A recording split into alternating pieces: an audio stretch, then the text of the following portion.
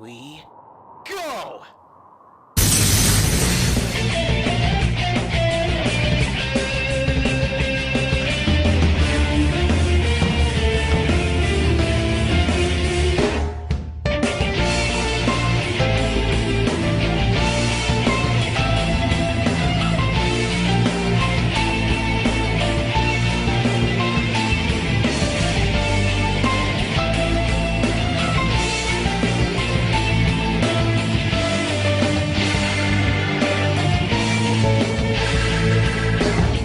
So how do I feel about starting a video without realizing that I wasn't recording?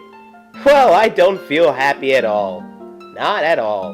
Hey guys, this is Hiroton Almighty 2011. Good morning, good evening, good afternoon, whenever you're watching this video.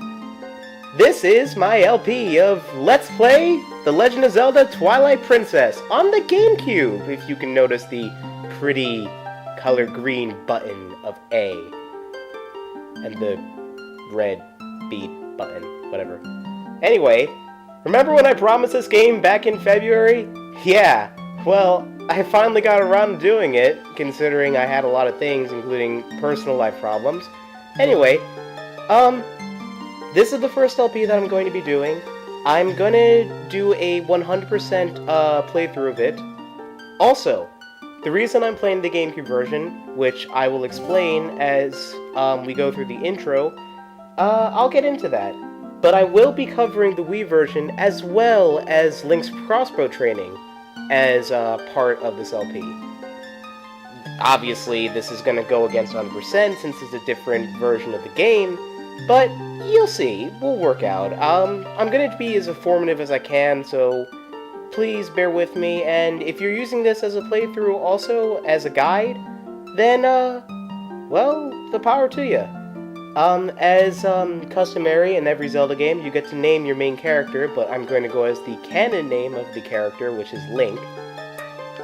And something they added to Twilight Princess, actually, is that you get to name your horse. That's something you never get to do in another game, and frankly, you don't ever get to do it again. Well, going by what the title says, I'm going to be naming the horse Epona. So, without further ado, let's do this!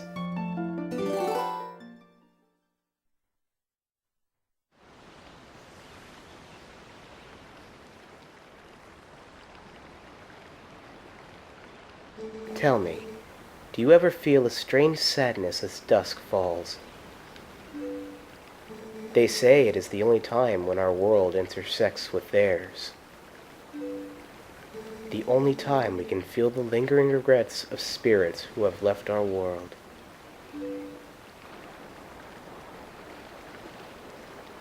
That is why loneliness always pervades in the hour of twilight. But enough talk of sadness. I have a favor to ask of you, Link. I was supposed to deliver something to the royal family of Hyrule the day after tomorrow. That was a horrible movie. No, he's joking. Yes, it was a task set to me by the mayor, but would you go in my stead?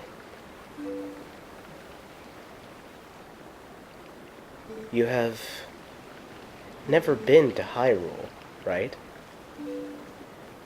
In the Kingdom of Hyrule, there is a great castle, and around it is a castle town, a community far bigger than our little village. And far bigger than Hyrule is the rest of the world the gods created. You should look upon it all with your own eyes. It is getting late. We should head back to the village. I will talk to the mayor about this matter.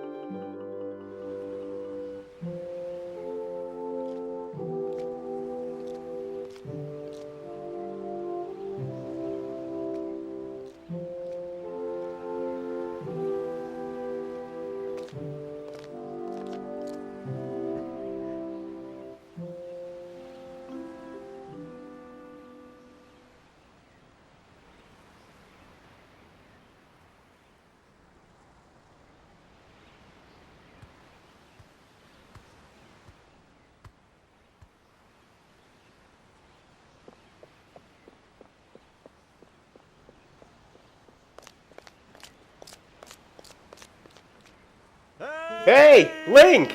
You there? Oh, right, I forgot this guy's southern. I should give him the accent. Hey, you mind helping me herd the goats? They ain't listened to me lately.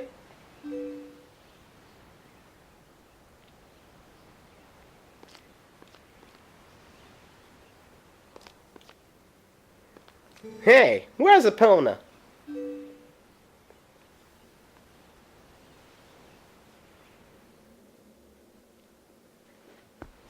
Okay, now we finally get to control Link, and I'm sorry about any frame drops here. This recording equipment is kind of new. Anyway, common movements. You can move around with the control stick. You press A to read the sign. You press A to roll around, which gets you a little faster moving around. This is the first game, actually. Actually, no. Wind Waker was the first game that you could move around. You can do a continuous roll and gain more speed. However, something they took out of Ocarina of Time that most fans will remember is that you can move quicker by backstepping. That's removed in this game because you actually move slower. Also, you have L targeting, just like just like in Wind Waker and the GameCube version of Ocarina of Time: Majora's Mask. And yeah, that's basically the main controls. Anyway, moving on while we go to get Epona. The reason I'm playing the GameCube version is because this is actually the original version of the game that was supposed to come out. Originally, this game was supposed to be a sequel to Wind Waker because the working title was Wind Waker 2. And because of that, I'm just going to pick up rocks and get a few early rupees here. Because of that, this game is run on a modified Wind Waker engine. Sorry about that, I'm stuttering. Anyway, so this game was shown off around 2004, and it actually didn't get released until 2006, which left a lot of people waiting, honestly. And because of this, the Wii came out around 2006, and they decided to port this game to the Wii to be a launch title. Because of that, this game got ported to the Wii, and they released the Wii version first, with the GameCube version being in limited quantities. However, it's funny, the GameCube version actually did better in the reviews, even though it sold poorly. Which, that kind of screwed Nintendo, to be honest. In any case, I will be covering the Wii version also, just in small increments. You'll see what I do later on the LP. Anyway, let's stop squandering around and go get back our horse from that lady with blonde hair who we see right now, and cutscene.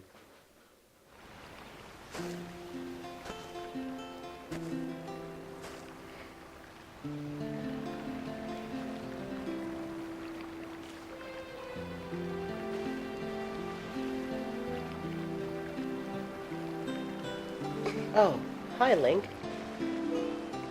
I washed Epona for you.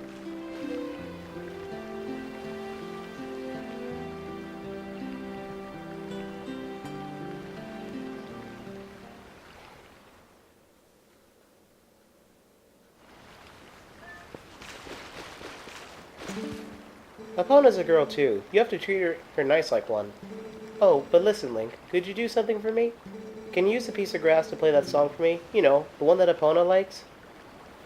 I will say this, as much as I love the cutscenes in this game, some of them are kind of awkward, especially with Link just staring since he's a silent protagonist. I understand that he is supposed to talk, you just dictate what he says.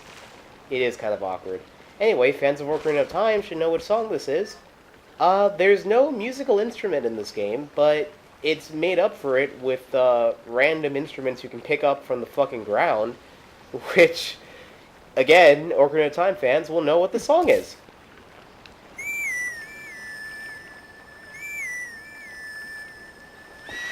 It's Epona's song from Ocarina of Time and Majora's Mask.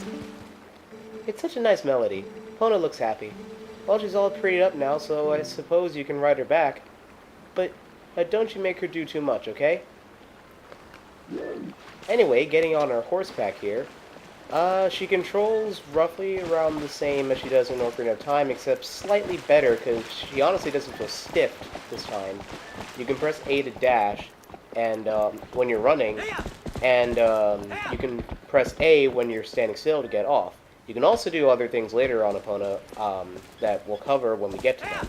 Something that isn't in the Wii version of Twilight Princess, by the way, that is in this, is if you're running with Epona, you can hold down R and dismount right away. It's really weird how that's not in the Wii version, though I can't figure out how they'd be able to make it work anyway. Another thing, too, is if you get on Epona from the back, you'll automatically start dashing and get in a free dash. There's also a glitch I should mention here, because I will talk about glitches, but I won't exploit them until probably the end of the LP, is that speedrunners, or if you're just crazy enough, you can exploit a glitch here where you bring a rock over to the fence and backflip through the fence. Basically, wow, what's the name of it? I want to say segment breaking, but that's not it. Sequence breaking, that's the name of it. Wow, how did I forget that? Anyway, by the way, I apologize if my voice sounds weird. I'm recovering from a cold, and I've just been in the mood to do this, so I finally wanted to get to it, so yeah. I actually don't know how long the video will be. I'll probably figure it out after everything's finished. Ordon Village, the starting village of Twilight Princess.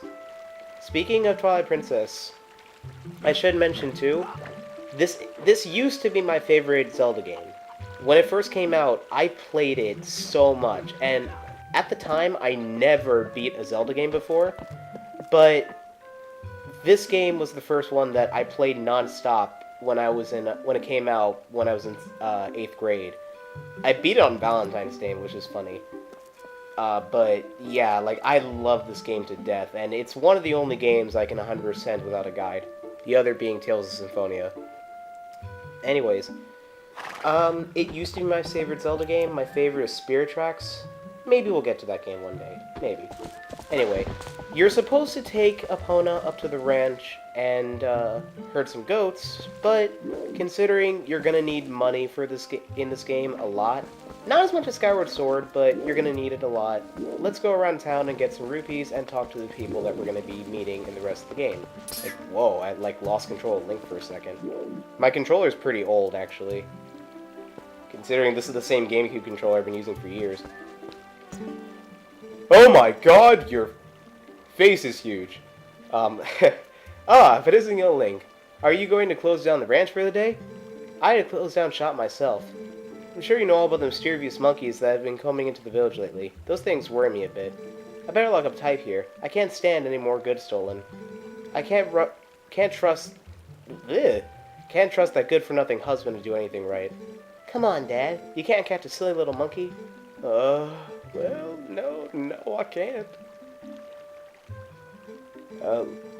Listen to us, Babylon. I didn't mean to keep you. Alright, off to work with you. There's something I noticed in this game that I've never noticed before, and I find it creepy. Why is it all the guys are wimps, and their wives are just either creepy or just huge? I don't know. Anyway, jumping in, you can swim faster by pressing A. I personally like the button mash, but that's just me. Honestly, I kind of like the way Link swims, and everyone tells me I'm a great swimmer. It's funny, I actually swim this way with my good arm out in front.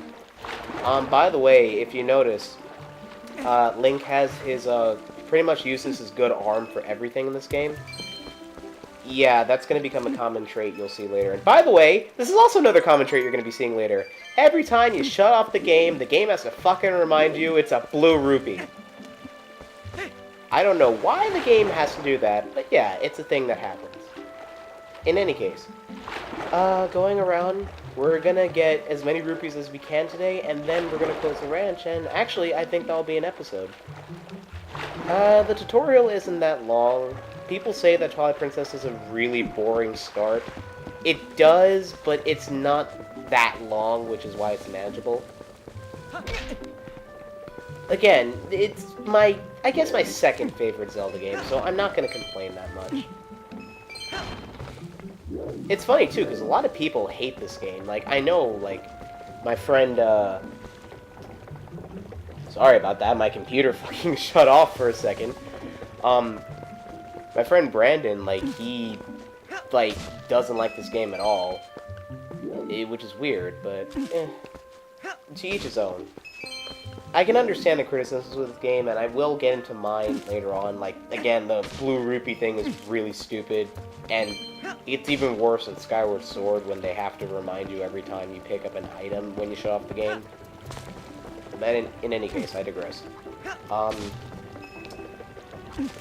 Another thing I want to point out is, similar to Wind Waker, I also love the outfit Link starts off in. I don't know why. It's just something about his outfit I really like. Maybe it's just the whole thing, how his clothes look. The thing I was trying to mention before, by the way, about the whole, notice how they stress Link's dexterity in this game. That's a common trait. Let me just look up here because there's something here later. Okay, never mind. That's a common trait you're going to be seeing in this game, that because... Grab onto the vine! Because this game was also released on the Wii, one of the major changes they did in the Wii version is that the game is completely flipped to match the standard that most people in the world are right-handed, just like myself. And while I don't disagree, because gameplay-wise that's okay to do that, it's just weird because Link is supposed to be left-handed. That's a trait of his. And we're also going to get interrupted again. Righty. I'm cutting that out. So I can say whatever I want at this point because I'm cutting that out. Not gonna, though. Anyways, back. I'm sorry about that. I can't believe I fucking fell off. There was a bit of delay between the computer and me playing, so... I can... Again? For the love of God, just pick up the fucking rupee! Link, how is it that hard?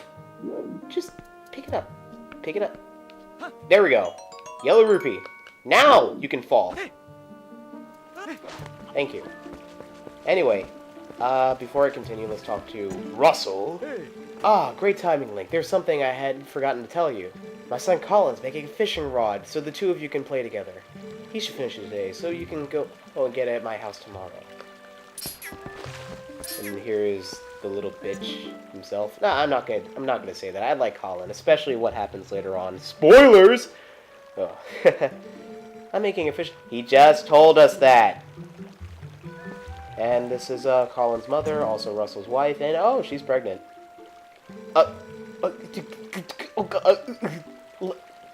Okay, I just want to point out, look at Colin. Holy shit, that is creepy. Just look at his face right there. He's all just like, listen here, you motherfucker, you gonna talk to my mom like that?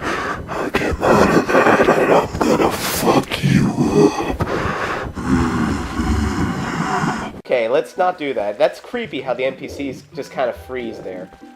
Anyway, I don't disagree with what they did for the Wii version. I mean, gameplay-wise, it's fine. It just gets a bit disorienting, especially if you played the GameCube version first, like I did. That's why I've also never 100%ed the Wii version. I beat the Wii version, I just never 100% of it. And, yeah, it's just one of my things.